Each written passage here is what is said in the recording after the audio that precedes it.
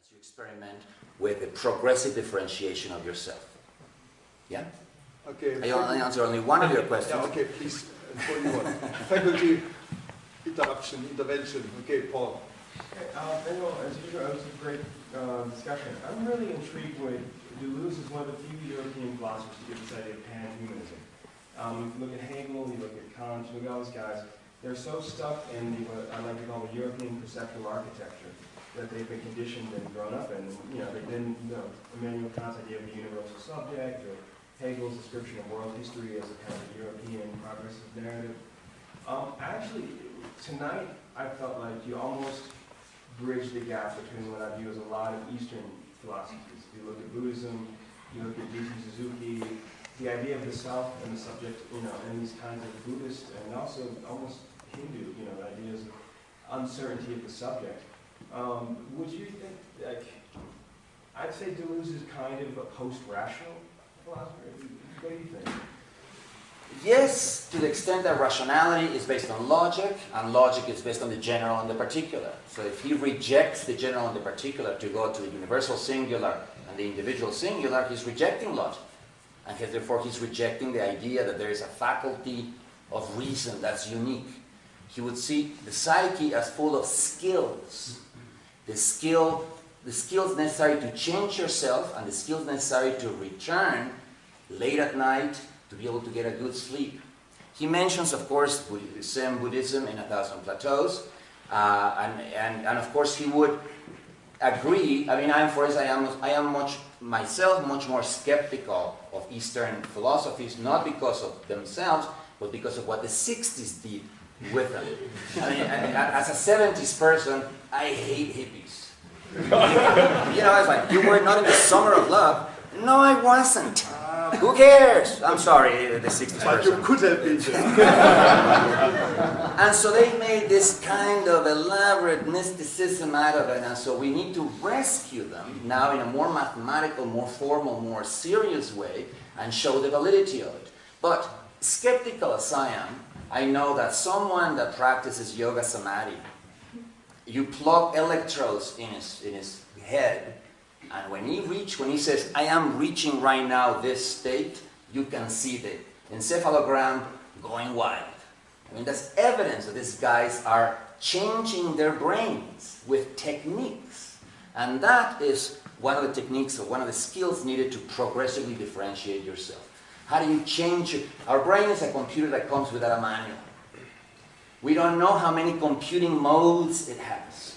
Yoga practitioners are able to reprogram that computer in several different ways to have several different experiences. How many other ways are there to reprogram the computer? That is the real question. Okay, I have many questions here. I have to do some seniority. You are too very young. First, Eric, I think. I saw your hand. Eric? Yes. No? Okay, then Diana. Thank you. It's just regarding this diagram. From an ethical perspective, a movement from a personal to the impersonal will create a shift from judgment to non-judgment. So I'm wondering what your views are on that. Okay, remember that when it comes to ethics, Deleuze subscribed to the Spinozian distinction between morality and ethics, which is not, it's a distinction that most people don't draw, but that must be drawn. Morality is about generalities. The good versus the evil. The good in general versus the evil in general. And then you, of course, anthropomorphize those things into God and the devil, Darth Vader and Luke Skywalker, whatever. That's cheap old thought. Spinoza gave us something new. He said, forget about good and evil. Think about mixtures of bodies, such as your body and a glass of wine, any kind of mixture, or a mixture of you, pigments, and a canvas, or a mixture of you, an instrument, and a piece of music. Does that mixture enhance your capacities to affect and be affected? Does it enhance your capacities to progressively differentiate yourself? Or does it decrease your capacities? If it decreases them, then it's bad. If it increases them, then it's good. But let me tell you why this is not good and evil. And let me use an example that, of course, Spinoza did not use, because it comes from environmentalism, but that today there are Spinozians ecologists, precisely because there is a connection. Think of, for instance, substances that are nutrients for the soil, the soil, like, say, phosphorus. Phosphorus comes in just about every fertilizer that you buy. A little bit of phosphorus feeds the soil, increases its capacities to sustain life. But too much phosphorus kills the soil. It's a process called eutrophication.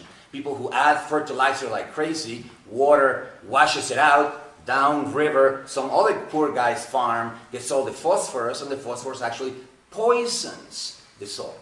So the exact same substance, the exact same mixture, soil and phosphorus, can be good, can be increased in capacities, or can be bad, poisons, decreases capacities after a threshold.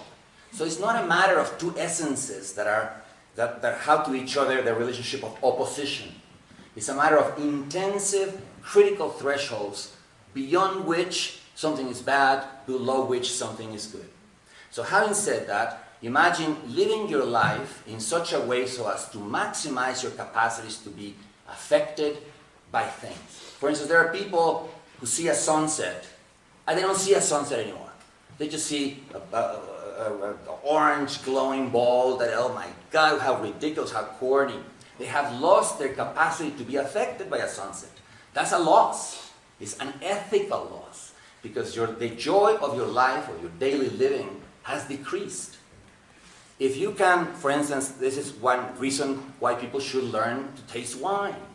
Because wine is one of those substances, particularly chateau wines or fancy wines, the ones that differentiate in the bottle, like a Chateau Latour that you cannot open it until 10 years later because it's too young. It hasn't differentiated. All the aromas and the flavors are not there yet. It's unethical to open a Chateau Latour before it differentiates. You need to learn how to let things achieve their maximum capacity. Right. Very good. Michael. Yeah. Two sort of similar things. The idea of when you said that something is implicated and how it can become through this multiplicity, but that there's an element of implication. That's one part. What would be the mechanism of implication?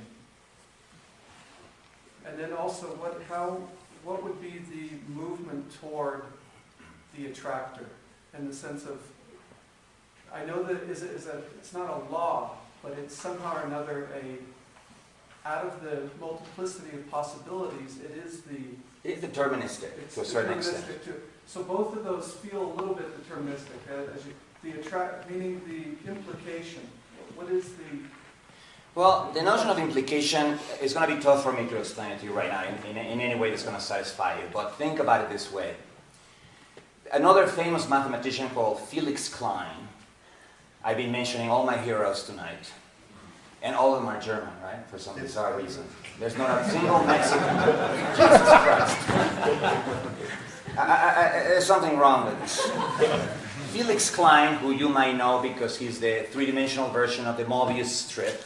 Mobius invented that strip that falls on itself. Felix Klein invented a bottle that is three-dimensional, but it's a continuous surface. But that was not what he did. He created something called the Erlanger program for a town where he was working, which is really incredibly influential. And he showed how if you arrange all the geometries that he knew, topology, differential geometry, the one that we just talked about, projective geometry with a perspective projection, anamorphic projections, and then Euclidean geometry, you can show that all the geometries are implicated in the geometry just above it. So that just by making a few changes to that geometry, for instance,